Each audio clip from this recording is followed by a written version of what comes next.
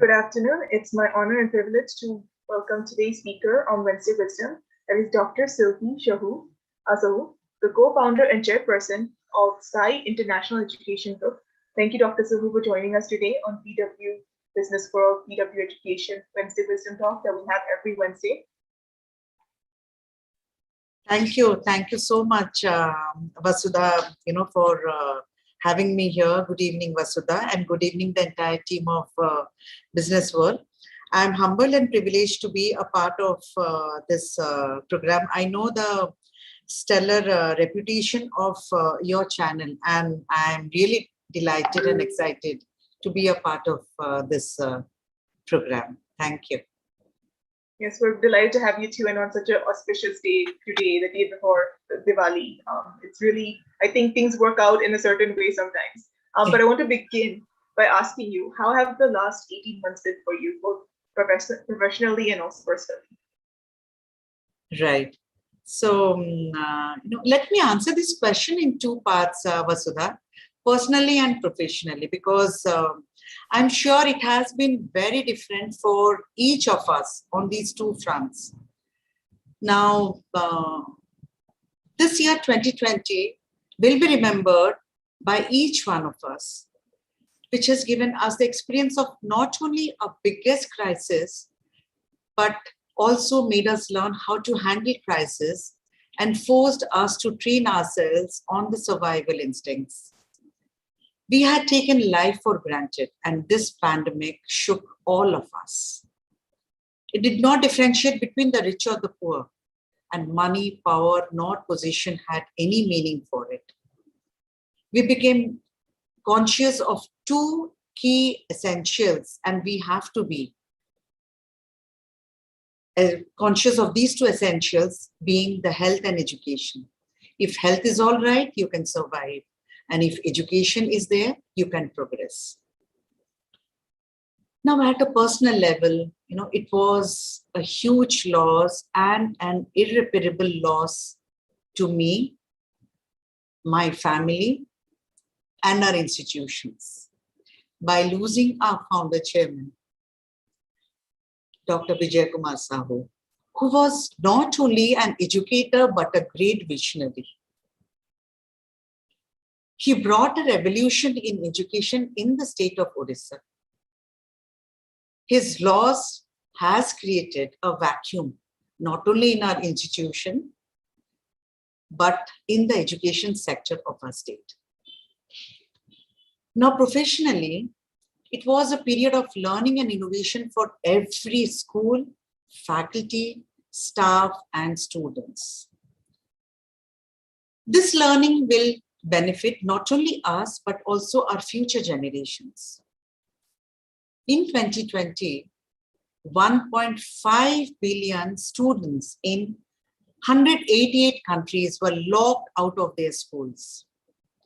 Students everywhere have been faced with schools that are open one day and closed the next, causing massive disruption to their learning. Many education systems are still struggling to ensure learning continuity. Blended learning is the future of schooling now. Now, this futuristic approach has given a new dimension to school learning. This has brought a learning innovation which no school has yet thought about. At SCI International, with the challenging situation of the pandemic and reopening of schools seeming somewhat distant, we had the opportunity to explore newer and better processes. Our slogan was, the buildings might be closed, but the school is still open. True to this vision, we started a blended learning platform, SCI Homeschool 1.0, and thereby upgrading it to SCI Homeschool 2.0, embedding multiple state-of-the-art features. One of the key features is Lightboard concept. All the classes are now recorded using the Lightboard technology. And this tech infrastructure has enabled high-quality visual demonstrations and animations, helping children comprehend each lesson with much greater clarity. Now, secondly, while schools across the world simply resorted to Zoom to provide academic lessons to students, we created a fully virtual platform to provide 360-degree holistic learning even during the pandemic. We launched Sai Cloud School, a blend of online teaching, online activities, online assessment, and much more. Apart from just academics, every single extracurricular activity, ranging from sports to music, art, and dance, was provided virtually. Sai is known to conduct some of the biggest K-12 events in the country, ranging from Cited, which is one of India's largest K-12 Science and Tech Fest, to Sai MUN, one of Eastern India's largest Model United Nations, with participation from 30 plus countries, and Sai Unwind, which was again India's largest student-run cultural fest. To ensure that the current students were not devoid of these opportunities, we created multiple virtual platforms beyond imagination to deliver each of these events online during COVID. But above all, we took this opportunity to get closer to our parents and students and understand them even better than before. This was a difficult time for each of our stakeholders, and hence we ensured that we communicated with them even more than we did pre-pandemic. Now, frequent Zoom meetings by the senior management with parents, the chairman speaks series weekly with students of different age groups, and alumni talk shows were some of the many initiatives taken in this regard. Thank you. Thank you for explaining that so well. Actually, it's really interesting that you kind of talked about all these different aspects in which student life was affected. Because when we talk about students, obviously there's different level of students. We have the primary education, which cannot be, you can't change much about it. In higher education, they're having different issues, of course. Because there are edtech companies, there are professional courses. There's a option that they're dealing with something completely different. For primary education, we cannot negotiate with. We need to absolutely, we need our institutes to step up the way you kind of speaking that you have. So can you, I'm sorry, Dr. Batra has also joined. Welcome, Dr. Batra. How are you? Good evening, Dr. Batra. Welcome, Dr. Shilpi Sahu. Welcome to all the people logged in, and a very happy Diwali, a choti happy Diwali. We're talking in the backdrop of the festivities that are in the air. I know they're a little somber because we're doing it after Corona, but thank you, and go on, Vasudha. Yes, thank you, Dr. Batra. So can you tell us a little bit more about, when this initial pandemic began, because you've mentioned so many changes you had to make. What were some things that were unique to primary education that you had to kind of keep in mind going forward?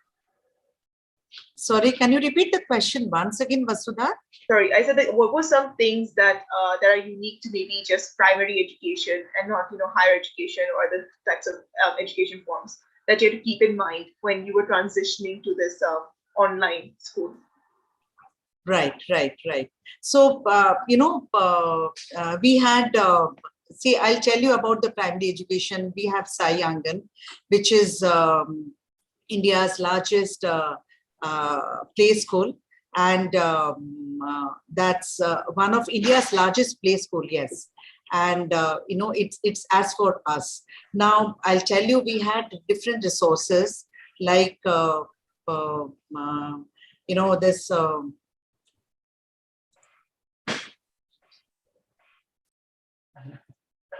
We are very much on, Ms. Sahu. We can hear you. We can see you. Go on. Keep speaking. We can see you. We can hear you. Ms. Sahu, go on. Ms. Sahu, go on.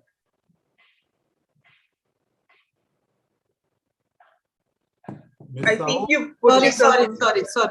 Yeah. Right. I'll tell you. Yeah. So what happened, Sai International has incorporated the timeless values of the Guru Sishya Parampara. Now, education is the foundation on which the progress of a nation depends. Now, Dr. Sahu's vision, Dr. Vijay Kumar Sahu's vision to create a globally benchmark school where every child is happy and where learning takes place in a joyful environment has taken meaningful shape over the last 13 years. And at SAI, we focus on the holistic development of body, mind, and soul of the children, especially the social, emotional, physical, and cognitive development of the child. We nurture the uniqueness of each child and create thought leaders of tomorrow who can transform the society. We have created a positive and stimulating environment for the children where they can dream, learn, and create. And our mission is to create inspired, confident, knowledgeable, and empathetic global leaders for building a better tomorrow. Yeah. Dr. Sahu, let me ask you, see, a lot has changed post-pandemic. There's a word called hybrid, blended, technology has come in. What has changed in your mind in terms of how you approach the whole learning process? What do you think are the changes needed for each of the stakeholder? Right. I'll tell you. See, India has 325 million plus students, the highest in any country in the world. Among these, students in the age group of 0 to 4 are 10 million plus, and 3.5 million are above 30 years old. These numbers are a major factor that says India's market is huge by all means. Now, India's EdTech landscape majorly comprises of K-12 education, test preparation, upscaling, and technology providers. The landscape is not very different from the global landscape, but there are a few areas which makes it different. Now, Indian EdTech is also highly focused towards K-12 and test preparation in terms of funding, which is again less than 70%. The National Education Policy 2020 is expected to boast of the quality and scope of education in the country, giving an impetus for further growth to the EdTech sector. The resources for early learning are very thin, and a curriculum with a child-centered pedagogy is rare. Yet, only 10 to 15% of the funding is allocated towards early learning globally. And at SAI, we see an opportunity to build a global leader by co-creating experience and memories with children and parents. Now, our goal is to create a positive environment where every child feels at home, loves to explore his or her own potential through the milestones provided by the school. And, blended learning is the future of education, and it's here to stay. And at SAI International, we have quickly adapted to the digital learning platforms and ready to take it ahead. Now, going forward, blended learning will be a part of the new normal. Learning will shift from memorizing to understanding. More emphasis will be given to the 21st century skill development strategies. Teachers' education and training would be designed to improve the quality of education. Assessment also will be more on understanding than on rote learning. And some of such learnings will have to work on in the short term and on others over the long term. Thank you. Dr. Sahu, let me ask a question which is coming out from your answer. So, EduTech, again, is an add-on. It is not a replacement. It's an and. It is not an or with. What do you think is the role that, EdTech players have to play in this new education landscape with hybrid and with virtual and blended? And what do you think are areas where EduTech players can improve? Right. See, only 15% of Indian households have internet connectivity. Therefore, there is an urban and a rural divide. So EdTech should be used to bridge the digital divide between the urban and the rural learning. Now, EdTech has played a big part in giving digital access to education, but still a lot of work needs to be done to improve the digital infrastructure to make learning more accessible. The pandemic pushed almost 1.5 billion children out of education. At the same time, the pandemic has taught us to be more innovative and creative. We could understand very quickly that normalcy will take a bit of time. Online and virtual education will stay for long. Future is going to be blended learning, and as such, some percentage of virtual will become permanent. We were not sure of future, but we did not want to take chance with the future of our pioneers.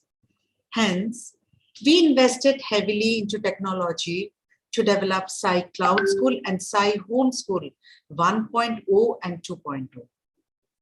And now we wish to take Sai Home School to other government and private schools who cannot afford developing such a platform. Thank you. Thank you, Dr. Bhatt. You are right that EduTech should bridge the gap, not enlarge the gap. And for the first few months of the Corona pandemic, I think while EduTech players' intent was to bridge the gap, but because of lack of access in government school, because of lack of tablets as in devices, I think for a momentary, there was a gap created. So I am sure you and your organization will bridge the gap. Back to you, Vasudha. Thank you, Dr. Batra, and thank you, Dr. Sahu. Now, if you don't mind me asking, you are in this position, you're co-founder, you're chairperson, you won the ARIA Award last year in March 2020. Can you tell us a little bit about your professional and your educational journey that kind of led you to the position that you are in today? Vasudha, Sai International was founded in 2008, but the journey started more than 10 years before that. From 1998 to 2008, Vijay and I visited at least 50 schools across 15 countries because we wanted to bring the best-in-class education to Odisha. Additionally, we did multiple courses from Harvard Graduate School of Education to get more global perspectives. So while for the world, Sai is only a 13-year-old institution, we have been working for this dream for 25 years. And finally, we founded Sai International with the philosophy that it will not just be a school, it is a center for human transformation. Thank you. Thank you, Vasudha. If you don't mind me asking, can you tell me a little bit more, like why was this, where did this dream of yours come from? Like what made you want to start this education institute? See, what was the inspiration? Yeah. So actually, when Vijay and we started, we thought about making the school. It was like, we thought that, what we did not get in our childhood, our children did not, we just looked at our 3 children that, what is lacking in the schools, in their education, and why, why should they be deprived of the best of the education of the world. So what we did, we did years of research. We visited many schools in the country and across the world also. And we thought, what are the best practices in the world which actually should be implemented in any school. So that is how this thought of, starting a school and creating a school came into our minds. And then we conceptualized this, idea of building a school. And for us, Sai is not just an institution. It is, as I said, it is an institution of human transformation to make thought leaders of tomorrow. Yeah, that's a lovely story. Actually, if you don't mind me asking, because you're talking about best practices, can you expand a little bit on that? Like, what makes a practice good? Like, how did you go about judging that? Was it looking at how the students were doing after education? maybe, or how they felt, speaking to maybe students themselves, speaking to teachers, parents. How did you kind of determine those aspects? See, what happened, we thought that, we should connect with the students. We thought we should connect with the parents. We thought we should connect with the teachers. So that is how, what happened. We touched each and every child. We touched each and every parent. And we thought that, interaction with the students and interaction with the parents and having a platform where the parents are allowed to talk to us and feel free to talk to us, we should give them that platform. And as I said, Sai International, we have incorporated the timeless values of Guru Sishya Parampara. And we thought that, a true guru or a teacher disseminates knowledge and initiates the first step towards complete growth of body, mind, and soul. And the guru is ready to adopt and adapt the contemporary ways of teaching. So at Sai, we focus on the holistic development of body, mind, and soul of the children. And this is how we thought that, just as the sun illumines every object with its brilliance and warmth, the guru imparts knowledge to the students and inspires them to undertake the challenges in their lives. It sounds like you were really focusing on that human connection, bringing that back into the school. Yes. And I can see that, because a lot of times when you have large number of classes, that can be very difficult for teachers. So is when you are hiring teachers, is that like one of your biggest processes? When you are setting up the school, is looking for the right yes. people? Yeah. Because see, we have run the school not as a normal institution. Sai is run just like a corporate. It's run in a corporate style. So, and for Bijay and me, it was not a person-driven institution. It was always a person-driven institution. So we thought that if we make processes, the school will run. Whether we are there or not, the school will run on its own. And that is why... So Sorry, Vasudha. No, go ahead. Please go ahead. No, and I'll tell you, we created structures to improve our school governance that are no different from multinational corporations. We have 3 committees that govern our school. A senior management committee, which consists of me and my 3 directors. And when Bijay was there, he was above all this. A senior leadership team, which consists of me and all my principals. And a general operating committee, which consists of all our functional heads. And this is why, we are the only NABED accredited school in the entire country. Right.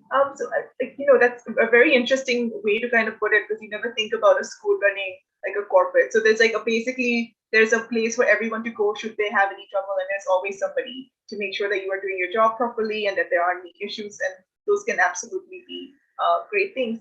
When this pandemic did start, because you're talking so much about human connection, were you worried that switching online would kind of undermine the kind of principles that you built your institution on?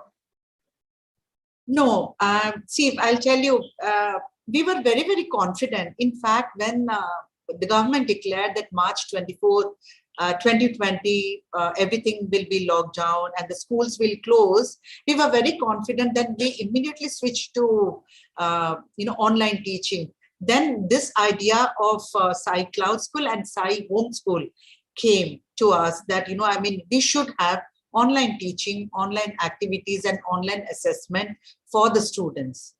So that is how we thought of, going ahead with this. And during this pandemic, actually, I'll tell you, we became closer to the students and the parents and the teachers also, because we had regular Zoom meetings with the teachers. We connected with the parents also regularly. And then we had multiple sessions with the teachers. We had our alumni talks where we selected alumni who can talk to the students and who can address to the students. And then we also had Chairman Speak series, exactly. So where, the chairman, he spoke to the students of different classes, different weeks, and also we had the town hall meetings where we could connect with the teachers. So that's really excellent. We have these discussions every week, and one of the biggest concerns that teachers seem to have is that because of EdTech and because of online classes, that teachers, their jobs will become undermined or become obsolete in the future. Now, of course, a lot of people will always say that teachers will not disappear. But what are your thoughts on people who think that the teacher's job is going to disappear because of EdTech or online education? No, you mean to say that the teacher's job is more?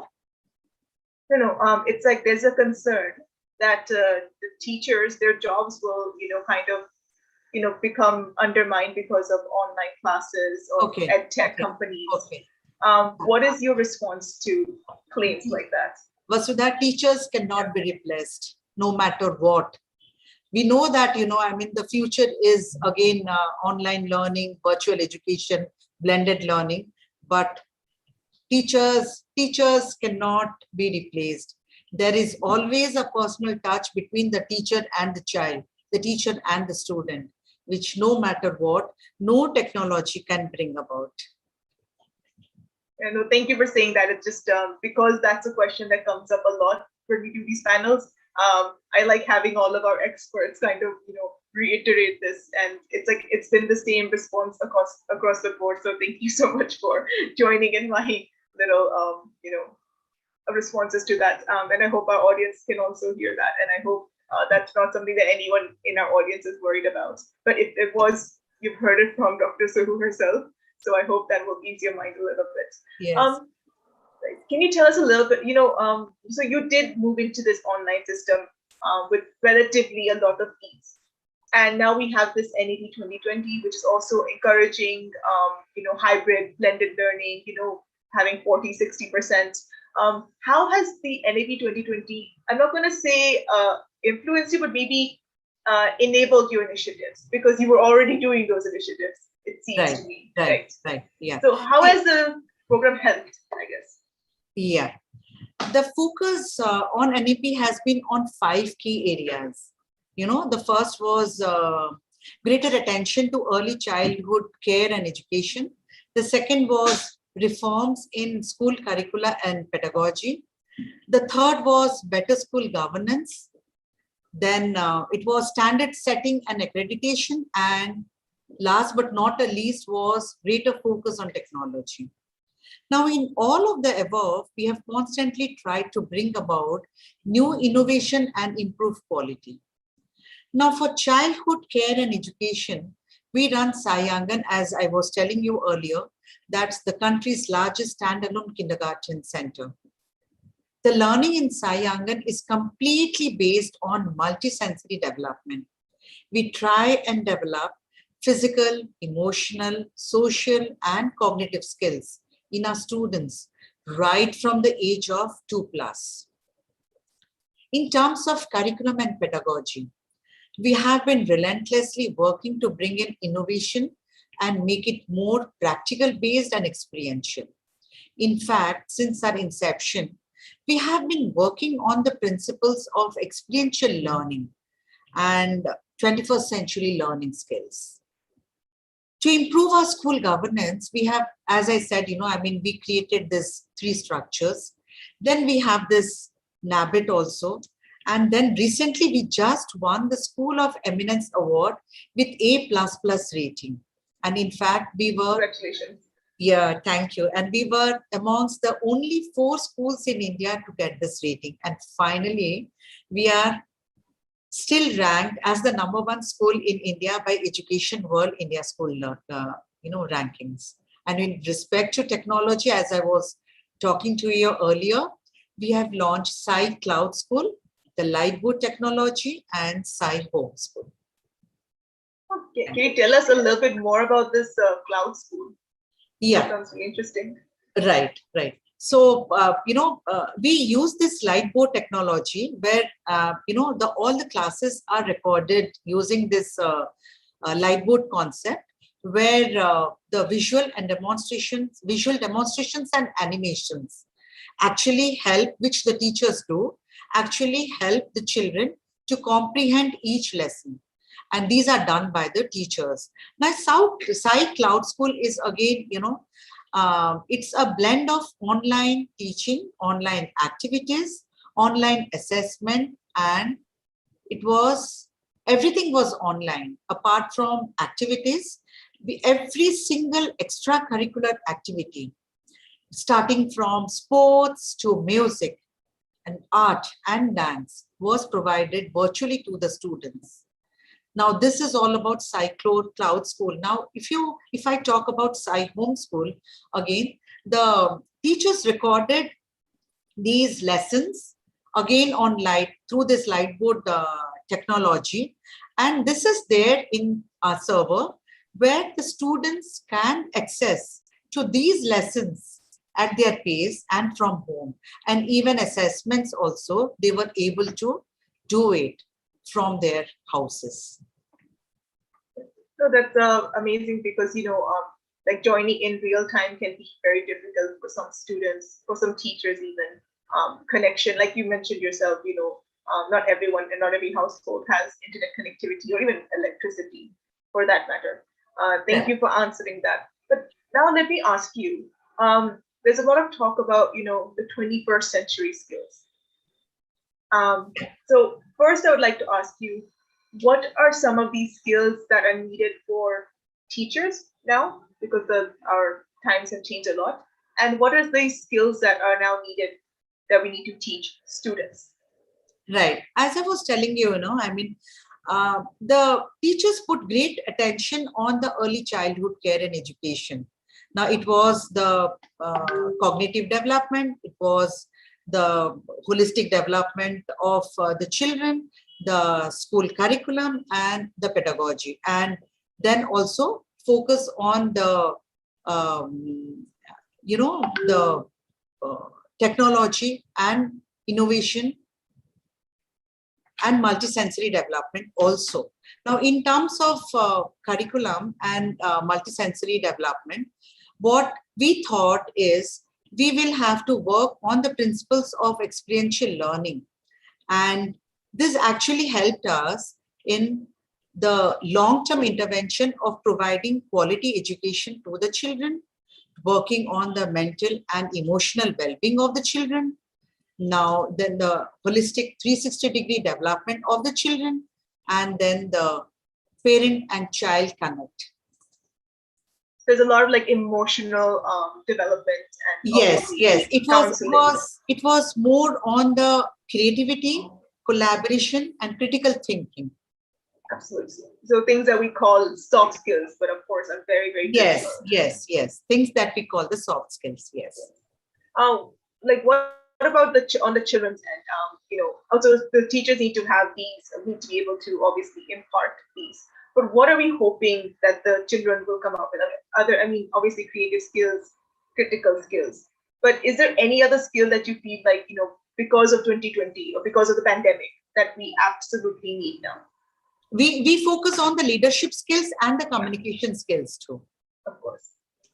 Yeah. So that is why, because of this leadership skills, what we had the Sai alumni talks, where we invited the alumni to come and talk to the children. And we, gave this platform to the children to develop their leadership skill and, the communication skill. And then we also have Sai Netritva, where we focus on the leadership and the communication skills. And this is done for every class and every section, where they are taken to a place where they spend 2 days and 1 night, and we focus on the leadership skills. And also we give them, the workshops on communication. We give them workshops on leadership, and also we focus on the internationalism, where we have exchange programs with schools across the world, with schools like UK, schools like US, schools in China, schools in Australia. So these are the various leadership and leadership skills actually, which we focus on. All right. With schools reopening soon, how do you see? Like, I mean, we all talk about blended learning, but what do you think that would look like when schools actually reopen? We are actually looking at the schools reopening. Yeah. It's so difficult. That with schools closing, and there is no connect between the students and the children, the students and the teachers. So we should have, though we know that online education and blended learning will stay for now, but then that we have to see that there will be a differentiation between, we have to focus on digitally literate and digitally illiterate teachers as well as the students. And then, as I was saying, that we need to focus on the holistic development of the body, mind, and soul. And today, even as we go back to schools physically as educationists, we are constantly thinking about how technology can be further used to personalize learnings to our students. Yeah. Well, thank you so much for sharing that. And would you mind elaborating a little bit on like what steps you're taking right now to reopen schools? Sorry, but can you say it once again? Yeah, I was asking what steps are you taking to prepare for reopening the schools? Right. You see, we have already started schools from class 8 upwards to class 12. And we have, sanitization. We regularly sanitize the schools. Then we have thermometers, where we take the temperatures of the students. We maintain social distancing. Then we have not more than 15 to 20 children per class. And we insist on wearing the mask. We have support staff, where they wear PPE and they wear mask. And we have teachers also, compulsory teachers, they also wear mask. And then we have hostel students coming to the hostel. We have compulsory COVID, RT-PCR test. We make it compulsory. Unless you have this test compulsory, we will not allow you inside the school. And every week, we ask the teachers and the students to go for these kind of tests. So there's like a lot of measures in place. Yeah, and also we have an isolation center. If any child or any person, any teacher or any staff has got some health problem, then immediately the child or the teacher is isolated. And then, because we have 24/7 nurses and doctors in the school, so anytime we have any problem, any health issue, then immediately the teacher or the staff is asked to stay in the isolation room. All right. Thank you, Dr. Sahu. I mean, you've kind of spelled out so beautifully, like the entire philosophy of Sai International, your own journey with it. I just want to ask you two more questions before wrapping this up. One of them is like, we've had a very long, almost 2 years. Can you tell me, what do you think that, like how has your perception changed on education with this, pandemic and distance learning? See, I'll tell you, with distance learning, education has become more accessible. Now, a student from a remote location of India can now go for a course at Harvard. With the implementation of NEP, distance learning will play a major role in helping students with their education goals. With uncertainty over the pandemic, distance learning will continue to be a favored option for the students, because the cost factor and the easy accessibility will also play a big role for the growth of digital learning. But however, online learning can never replace offline learning. It will only augment the schools. And especially for children and, during those first 12 years of your education. Yes. That human touch is absolutely important. When are you guys planning on reopening the schools? Do you have a date set, or is there just? No, we just depend on the government. The government has already allowed class 8 upwards to begin the schools, and we have already started. So we are just waiting for the rest of the classes to reopen, and everything depends on the state government. That we cannot take a decision on our own. Yeah. Absolutely. So let me just ask you my final question, which is similar to the last one, but it's more, you can answer it from a personal perspective or from a professional perspective. That's a perspective that's up to you. But what are the biggest lessons that we can take away from this pandemic? Right. See, Vasudha, in every crisis lies an opportunity, and crisis leads to innovation. The year 2020 was a year of learning, unlearning, and relearning. It was also a year of understanding and realizing the clarion call of nature, and how, with determination and indomitable human spirit, we came back and combated the adversities of nature. Now, the biggest takeaway for the world from the pandemic is that it forced all of us to be tech savvy, whether it was education, it was financial services, healthcare, or even grocery delivery. Every single person was forced to adapt to technology. In education, it forced us to innovate and think about how technology can be an enabler for high quality learning. Now, today, even as we go back to schools physically, we have to again ensure how technology can be further used to personalize learning for our students, even though online teaching cannot replace offline teaching, but we don't have a choice. It has to be a blended learning. The future is blended learning. And more than anything, it has taught us resilience, how to fight tough challenges. This is what, I think these are the biggest lessons that we have learned from pandemic. Absolutely. It's definitely made us stop and rethink everything. It puts everything into perspective. And like you said in the very beginning, healthcare and education are absolutely the most important things we need going forward. And we've seen the problems that lack of education can have when there is a health crisis. Yes. Those two are absolutely linked together. Well, thank you so much, Dr. Sahu, for coming and speaking with us today. We had a great turnout in the audiences, but no one seems to have any questions. So I think it's safe to wrap this up. And it is Choti Diwali, which I understand people want to go out and start celebrating.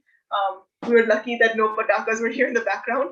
I don't know about you, but at least here there were no sounds so far. So happy Choti Diwali, and I hope you have a great Diwali and good luck with reopening schools and your hybrid learning, and you have so many different programs in place. I look forward to hearing about them more at BW Business World and covering them on our website. And if anyone wants to rewatch this, you can do so on BW Business World accounts on YouTube, on LinkedIn, on Facebook. It's going to be available also on our BW Education website if you want to go and listen to anything Dr. Zahu has to say. Thank you. Thank you so much, Vasudha, for inviting me here and then interacting with, I'm sure, many young minds will be watching this show and this interview. And a very happy Choti Diwali and a very happy, prosperous and safe Diwali to the entire team of Business World. Thank you. Thank you, Vasudha, and thank you, Dr. Batra. Thank you. Thank and you. Have a good evening. Thank you.